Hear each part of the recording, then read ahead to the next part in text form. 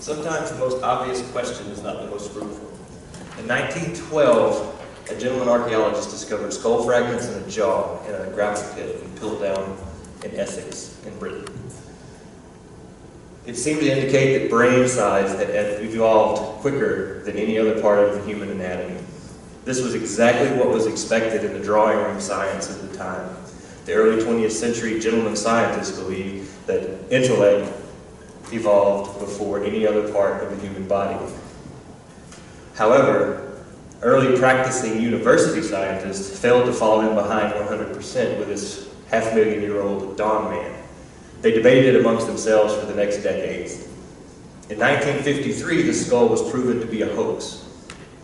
And since that time, they've been arguing over who did it and why, and leaving some of the more important questions unanswered.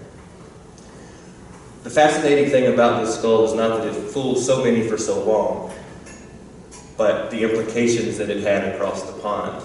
It was actually adopted pretty readily by Henry Fairfield Osborn in the New York Museum of Science, the American Museum of Natural History, we know it now.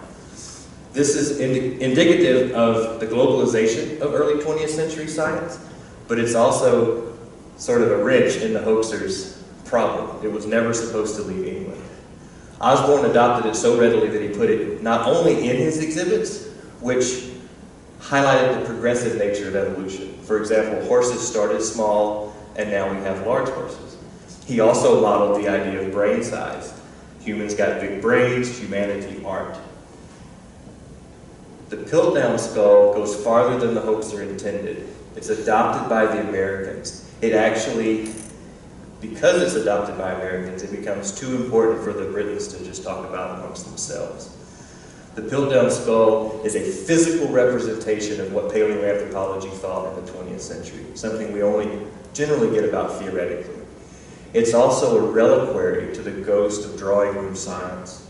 This is the hard break between science as a hobby and science as a profession. This skull, even though it was a fake, that effectively doesn't matter, because now the decisions, the authority, and the authenticity come from university-based science and not drawing room antiquarian amateurs.